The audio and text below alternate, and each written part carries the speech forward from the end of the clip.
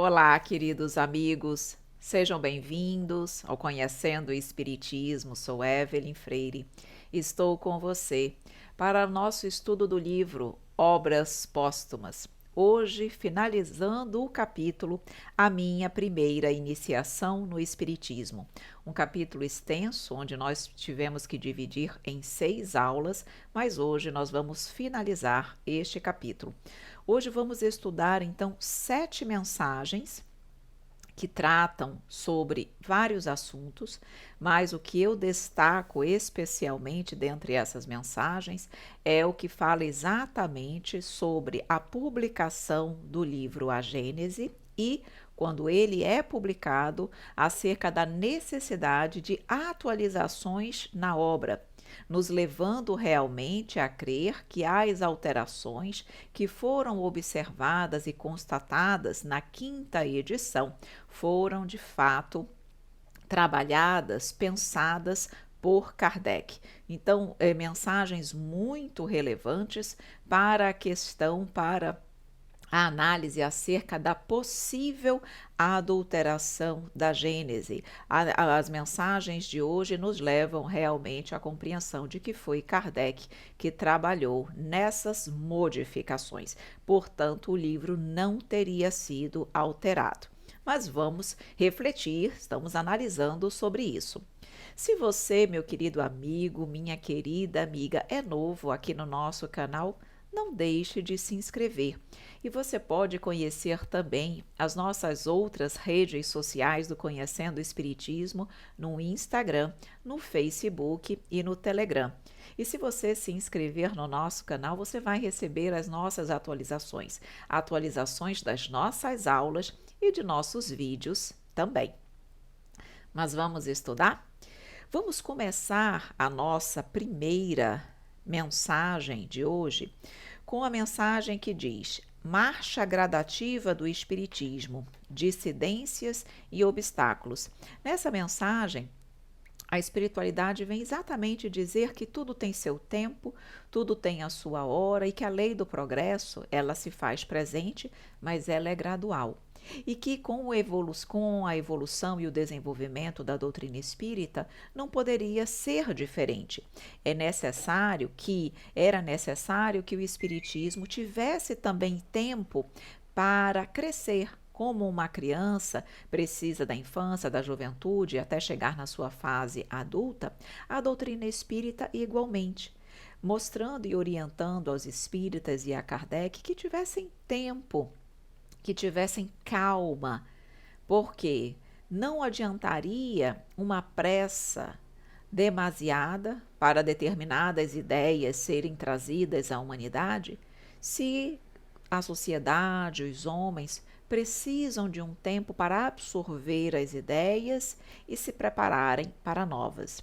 Então, essa mensagem exatamente aos espíritas, exatamente dizendo que o que é verdade tem que ser, nada pode opor-se à irradiação de uma verdade, falando no que tange a doutrina espírita, que traz verdades e ninguém poderia se opor às verdades espíritas.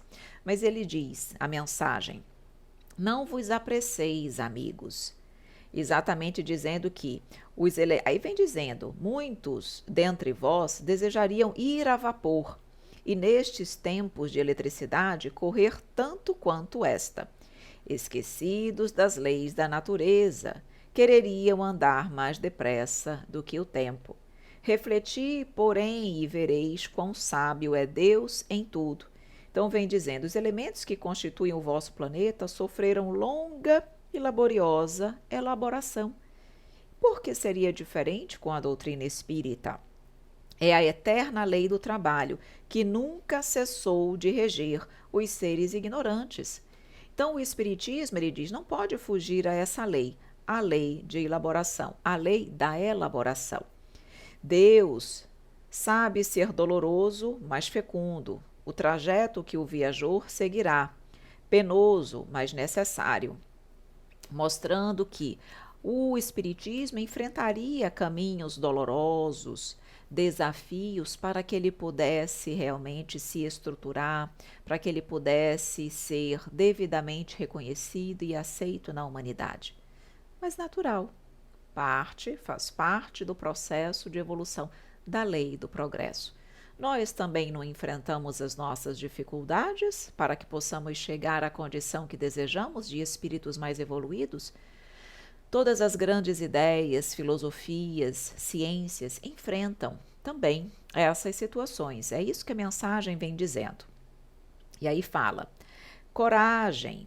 Aos que desfalecem, ele diz coragem, e como suprema esperança, lhes deixa entrever, mesmo aos mais ingratos, um ponto de chegada, um ponto salutar, caminho assinalado pelas reencarnações, nos mostrando que mesmo aqueles que durante esse trajeto se sentem desestimulados, ele diz, Deus é tão misericordioso que deixa, mesmo a esses irmãos, entreverem uma luz no fim do túnel, para que eles possam continuar caminhando e buscando a sua evolução. Então ele finaliza uma mensagem curta dizendo assim: todo esse arruído não impedirá que o Espiritismo prossiga imperturbavelmente o seu caminho. Ele é uma verdade e qual rio, toda verdade tem que seguir seu curso. E nós vemos isso hoje, mesmo ainda havendo aqueles que questionam a doutrina espírita. Nós percebemos que ela continua caminhando incólume, crescendo, evoluindo e iluminando mais mentes, mais corações. Agora nós temos uma outra mensagem que se chama Publicações Espíritas. Aqui é uma mensagem curta, onde basicamente Kardec recebe uma orientação quanto a uma ideia de um dos espíritas amigos de Kardec, que ele tinha tido uma ideia que diz assim, de fazer obras espíritas para vendê-las a preços fabulosamente reduzidos. E aí foi exatamente sobre isso que se foi questionado aos espíritos, na verdade, ou que se recebeu esta mensagem. E os espíritos, em resumo, vieram dizer que eles prestassem mais atenção nas ideias que lhes chegavam, porque ele diz, veja bem, será que é correto, será que é justo você oferecer obras espíritas a um preço tão módico? Como se elas não tivessem tido todo um trabalho, todo um empenho, toda uma ideia, todo um labor para serem confeccionadas? Será que isso é coerente? Ele diz assim, os espíritas já são hoje numerosos, mas muitos ainda não compreendem o alcance eminentemente moralizador e emancipador do espiritismo. Ele estava começando a mensagem dizendo que, no fundo, que eles observassem que o que movia aquele espírita amigo que se colocou na condição de divulgar as obras a preços módicos, não era realmente o desejo de fazer a divulgação da doutrina, mas no fundo ainda havia ali um interesse pessoal que deveria ser observado. Ele diz assim, relede a comunicação desse irmão e vereis que da parte de certos indivíduos tais sacrifícios não podem ser feitos sem segundas intenções. E aí ele traz uma mensagem final e eu trouxe para vocês porque eu achei realmente bem interessante. Pretender dar uma coisa a preços impossíveis sem prejuízo é ocultar especulação. Ou seja, no fundo, havia uma segunda intenção daquele amigo, daquele espírita, mas daquela pessoa. Na verdade, havia ali um interesse pessoal, uma segunda intenção, porque ele iria arcar com um prejuízo de forma gratuita, simplesmente pelo amor à doutrina? Será que nós já estamos nessa condição? Fazer ainda mais, dar de graça, a título de excesso de zelo, a título de brinde, todos os elementos de uma doutrina sublime é o cúmulo da hipocrisia. Espíritas, tomai cuidado. Eu achei muito interessante essa observação final, porque muitas pessoas questionam o fato, por exemplo, das obras espíritas serem vendidas. que tudo que se diz respeito à doutrina deveria ser doado. E olhem aí a orientação da espiritualidade dizendo: dar uma coisa a preços impossíveis sem prejuízo é ocultar a especulação. E ele diz: dar mesmo a título de brinde uma doutrina sublime. Como ele diz, todos os elementos de uma doutrina sublime é o cúmulo da hipocrisia. Então nós precisamos ter realmente bom senso, análise em tudo. Os livros, para que eles possam ser impressos, há um custo. E há um custo alto que muitas vezes as editoras não conseguem se ressarcir. Então, como nós poderíamos oferecer os livros com todo um trabalho para que eles possam ser produzidos de forma gratuita? Principalmente considerando que nós estamos ali divulgando, trabalhando elementos de uma doutrina sublime. Então, é justa a cobrança desses valores? É justa. É justa. E principalmente quando o retorno dessas vendas são utilizadas para a continuidade do trabalho e da divulgação da doutrina espírita. Então, me pareceu muito oportuna essa colocação e fiz questão de trazer aqui para as nossas reflexões. Pois muito bem, seguindo nas mensagens, a próxima mensagem se chama Acontecimentos. E aqui vem falando exatamente das mudanças pelas quais o planeta estava passando e está. Um pouco em relação à regeneração, às mudanças na sociedade, das ideias, tudo isso conduzindo a humanidade para uma mudança moral, para um crescimento, uma ascensão espiritual. Então, vem dizendo que a humanidade ela é como se fosse uma grande criança coletiva e que passa por todas as fases do desenvolvimento infantil, desde o nascimento até a sua fase mais avançada de maturidade completa. Então, ele diz aqui, desse modo, assim como o desenvolvimento do indivíduo é acompanhado de perturbações físicas e intelectuais peculiares a determinados períodos da vida, igualmente a humanidade passa por essas crises, por esses processos, por essas perturbações.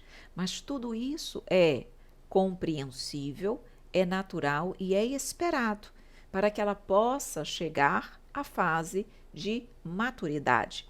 E aí ele diz, a mensagem: atravessais uma dessas grandes épocas. Transição, perturbação, realmente conflitos necessários, todos eles necessários para a obra da regeneração. E aí ele vem trazendo mais algumas elucidações sobre isso, mas eu destaquei essa parte que diz assim: a obra, pois, espíritas, e não esqueçais que todos deveis ter prudência e previdência. Tendes um escudo, sabeis servir-vos dele, nos mostrando que nós temos um escudo, que é a doutrina espírita, mas que nós precisamos realmente nos saber, como ele diz, normalmente precisamos saber nos servir dele, para que nós possamos utilizar o que tem de melhor da doutrina espírita, aproveitando o que a doutrina espírita nos traz e nos apresenta de melhor. E para isso é necessário agirmos com cautela, com entendimento, como ele diz, com prudência e previdência, para que possamos aproveitar o melhor da doutrina espírita. Não é só conhecer, não é só estudar, mas é refletir e ponderar sobre tudo, para que ela possa de fato ser instrumento da nossa renovação e da renovação da humanidade, porque renovando o homem, você muda o mundo, você muda a humanidade, você renova e permite a ascensão do mundo e daquele planeta como um todo. A próxima mensagem se chama Minha Nova Obra sobre a Gênese. É uma mensagem que foi dada em setembro de 1867, 9 de setembro de 1867. A Gênese foi publicada em janeiro de 1968, ou seja, início do ano subsequente. E aqui ele vem exatamente, o espírito dá uma orientação sobre a importância de Kardec trabalhar na publicação o quanto antes da obra, da Gênese. Tá? Então ele diz, ó, primeiro 2 palavras com relação à obra em preparo, que era a Gênese. Ele diz, urge pô-la em execução sem demora e apressar-lhe quanto possível a publicação. Dá-lhe toda a amplitude desejável. Cada uma das suas menores partes tem peso na balança da ação. Mostrando que era uma obra super importante, que Kardec precisava realmente se debruçar sobre ela com cuidado, mas que ele tinha que publicá-la. Como ele diz, urge pô-la em execução e apressar-lhe quanto possível a publicação. Aí, Kardec ainda vem dizendo o seguinte, o Espírito vem dizendo o seguinte, o que sobretudo me alegra são as consequências que produzirá sobre as massas, tanto no espaço quanto na terra, a repercussão que a obra Gênese traria. E de fato nós podemos ver isso, quando nós estudamos a obra Gênese, nós percebemos o quão profunda ela é e o quanto ela muda a nossa ideia de mundo, de seres vivos, de universo, de milagres, de predições, da regeneração dos mundos, enfim, é uma obra espetacular. Aí ele coloca o seguinte, Kardec pergunta se ele acredita que se não houver algum contratempo, se ele conseguiria até dezembro de 1867, publicar essa obra. E o Espírito diz que não prevê dificuldade, que a maior dificuldade que existiria é a própria saúde de Kardec, porque realmente ele já se encontrava enfermo, mas que tirando a questão da saúde não haveria nenhum outro impedimento. E de fato não aconteceu. A obra foi publicada em janeiro de 1868. Agora vejam bem, a obra foi um sucesso.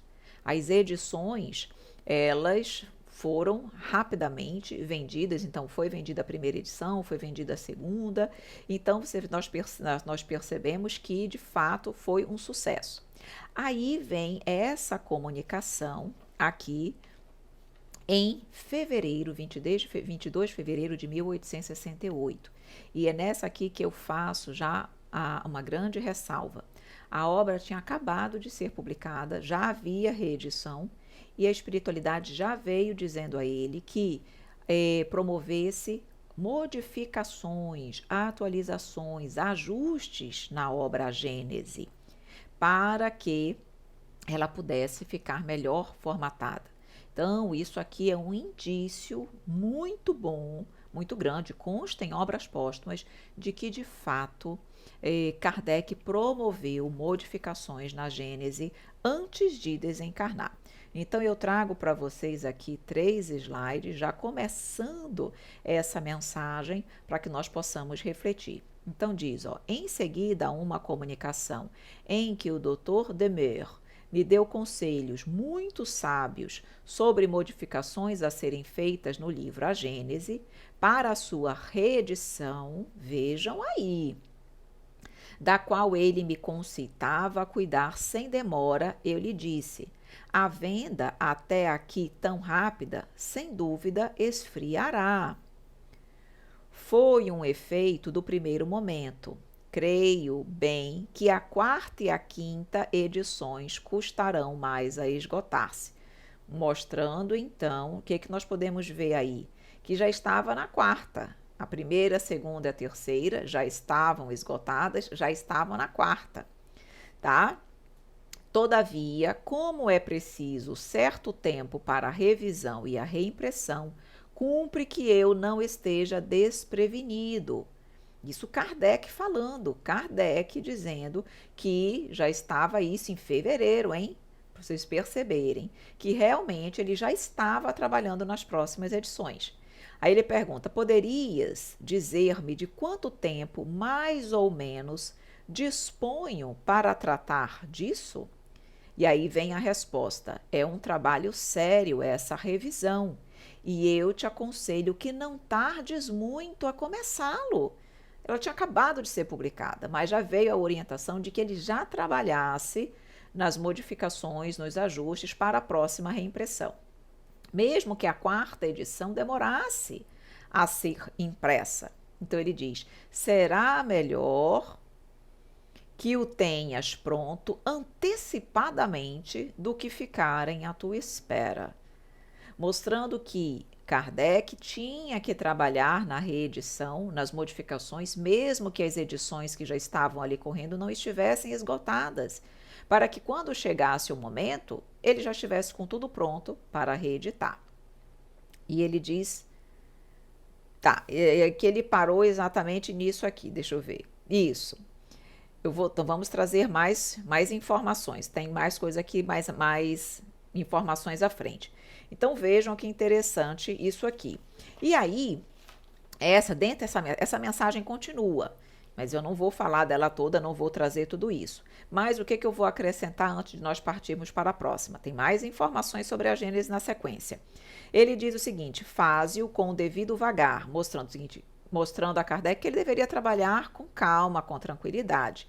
As ideias se te apresentarão mais claras e o teu corpo lucrará, fatigando-se menos. Ele diz, olha, pode parecer contraditório o que eu estou te dizendo, porque ao mesmo tempo que eu digo para tu já trabalhares nas modificações, eu digo para trabalhares com o devido vagar. O que ele quis dizer? Equilíbrio. Não deixes para amanhã, já vai trabalhando nessas alterações, nessas modificações. É melhor que esteja tudo pronto quando a necessidade vier. Certo? E aí tem um intervalo e depois voltaremos para a Gênese. Ele traz aqui uma mensagem que se chama acontecimentos. O que é que, na verdade, nessa mensagem de acontecimentos, nós vamos observar? É que ele vem aqui, também se deu em fevereiro de 1868, ele vem dizendo que caberia a Kardec ocupar-se com os meios de ser útil aos seus irmãos e servir a causa da doutrina. Foi a orientação dada a Kardec, e que é a orientação para nós também. Ocupa-te de seres útil aos teus irmãos, fazendo a caridade, ajudando, amparando, e servires a causa da doutrina, bem exemplificando, bem divulgando, multiplicando as ideias espíritas. E é um aconselhamento para nós também, porque na sequência ele vem dizer que muitos acontecimentos aconteceriam na sociedade daquela época. E ele diz, esses acontecimentos darão lugar a que o pensamento humano produza-se com absoluta liberdade. E quando se dá absoluta liberdade para quem não tem maturidade suficiente, normalmente observam-se ideias tresloucadas, imperfeitas, loucuras que são trazidas à humanidade. É isso que ele vem dizendo. Ele diz que essa absoluta liberdade acabaria trazendo de cérebros em delírio, ele coloca, grandes enormidades. Ele diz, nesses momentos, os cérebros em delírio, baldos de qualquer orientação sã, gerarão enormidades tais que a notícia do próximo aparecimento da besta do Apocalipse a ninguém espantaria. Ele diz que nesse momento a imprensa iria vomitar todas as loucuras humanas até se esgotarem as paixões, mostrando que nós iríamos vivenciar momentos turbulosos, ideias, como ele diz aqui, vindas de cérebros em delírios, a imprensa iria fomentar isso tudo, mas ele diz no finzinho dessa mensagem, mas tudo isso é bom. Isso vai ser bom para os espíritas, porque a humanidade vai focar a sua atenção nessas ideias loucas e darão uma trégua à doutrina espírita para que ela possa continuar seguindo o seu caminho. Por isso ele diz, trabalha para o teu próximo, sendo útil ao próximo, e serve a causa da doutrina. É o tempo oportuno. Então ele finaliza dizendo, semelhante época será favorável aos espíritas, porque serão os únicos discípulos do espírito, os outros serão discípulos da matéria, porque ficarão absorvidos no mundo material, nessas coisas, e tudo isso será algo não será positivo para a humanidade, mas será para a doutrina espírita, que poderá realmente crescer e desenvolver. Mas ele reforça: a doutrina espírita cresce através do próximo, auxiliando o próximo e divulgando as suas ideias libertadoras. Então, essa é mais uma mensagem que essa parte final aqui deste capítulo nos traz. E aí, nós vamos agora voltar para a questão do livro A Gênese, e finalizando com a última mensagem da aula de hoje, a última mensagem deste capítulo. E essa mensagem, ela foi de julho de 1868. Então vejam que veio uma mensagem em fevereiro de 1868, falando da importância de Kardec fazer os ajustes já na obra. E aqui vem exatamente reforçar essa ideia. Lembrando que Kardec desencarnou em início de 1869. Então, nós percebemos aí que ele teve tempo para efetuar as modificações na edição da Gênese. Então, ele diz aqui, essa mensagem é: meus trabalhos pessoais, conselhos diversos. Então, ele diz, começa essa mensagem dizendo: vão em bom andamento os teus trabalhos particulares. Olhem agora, prossegue na reimpressão da tua última obra, falando da necessidade de reimprimir realmente a Gênese e com as alterações, com as modificações. Faze a tua tábua geral para o fim do ano. É coisa de utilidade, quanto ao mais descansa em nós. Faze a tua tábua geral para o fim do ano. Dizendo o seguinte: deixa a obra modificada, ajustada, corrigida até o fim de 1868, para que ela possa ser reimpressa quando chegar o momento, já com as alterações. Olhem que informações aqui espetaculares. Eu trago mais 2 slides que vão clarear essas nossas informações. Vejam aqui. Ao te aconselharmos ultimamente que não levasses muito tempo para remodelar a Gênese, dissemos que terias de fazer-lhes acréscimos em diversos pontos, a fim de preencheres algumas lacunas e de condensares aqui e ali a matéria, a fim de não tornares mais extenso o volume. Vou explicar. Quanto maior a obra, quantitativamente falando, quanto maior o número de páginas, mais cara a impressão, certo? Como determinadas ideias, quando ele diz aqui, fazer-lhes acréscimos em diversos pontos, como determinadas ideias precisavam ser trazidas, acrescidas, para que não houvesse um encarecimento da obra, outras ideias precisariam ser condensadas, para que no fim das contas o número de páginas continuasse praticamente a mesma coisa e a obra não saísse mais cara. Mas era necessária essa modificação, remodelação da Gênese. Então, tudo isso aqui vem nos mostrar, praticamente nos provar, mas enfim, eu estou só trazendo o que está na obra, não estou afirmando. Mas estou dizendo que para mim, quando eu leio isso me leva a crer que, de fato, as alterações foram feitas. Houve alterações? Sim, claramente que sim. Mas realmente me leva a crer que as alterações foram promovidas por Kardec, como afirma a Federação Espírita Brasileira, onde ela diz que quando se lê, quando se compara as 2 obras, se percebe pela clareza, pela forma como tudo é escrito, que aquelas mudanças só poderiam ter sido feitas por Kardec. E as mensagens vão nos levando a essa conclusão.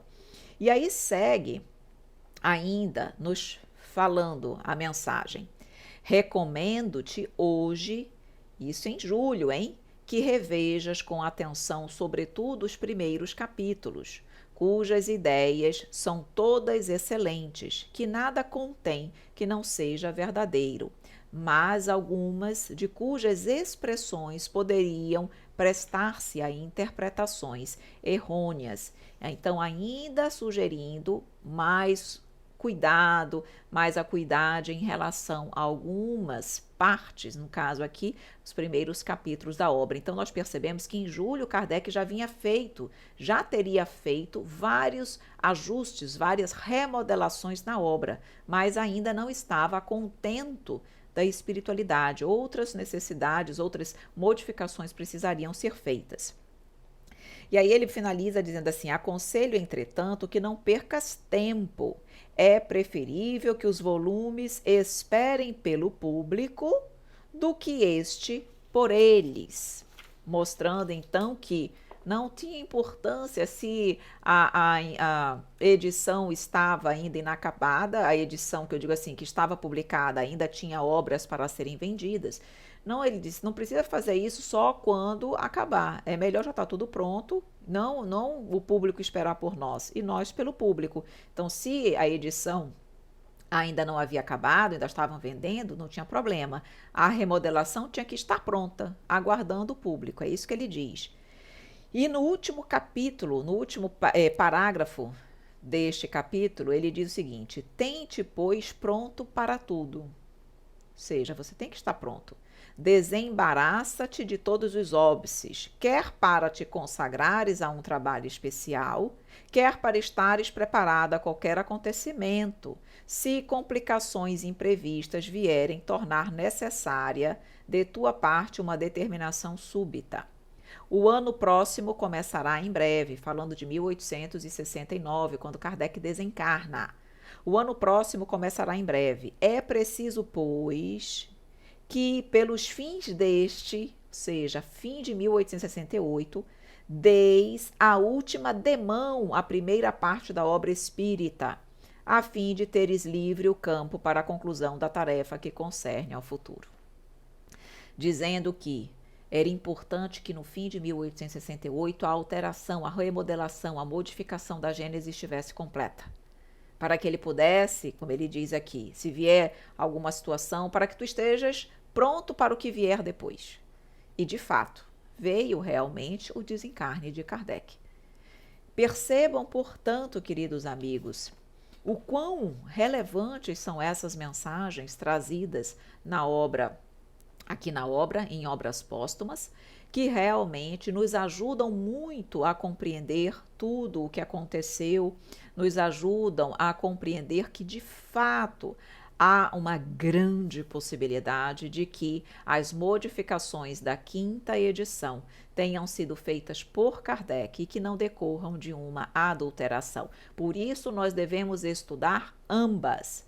Devemos estudar ambas, comparar, analisar, para que nós realmente tenhamos clareza de tudo aquilo que foi dito. Então, não estou afirmando, mas a própria obra nos traz aqui grandes informações que nos levam, de fato, a esta conclusão. Perfeito, meus amores, meus queridos amigos, mais um capítulo finalizado com muito louvor, porque realmente estudar Kardec, estudar a doutrina espírita é maravilhoso. E você? Você gostou da nossa aula? Então curta. Mas, se você ficou com alguma dúvida, não tem problema. Coloque nos comentários do vídeo e nós vamos responder para você. E se você acha que o conteúdo desta aula, deste estudo, vai fazer bem a alguma pessoa, compartilhe este link. Meus amores, meus queridos amigos, um grande beijo, um grande abraço e até a nossa próxima aula, se Deus quiser.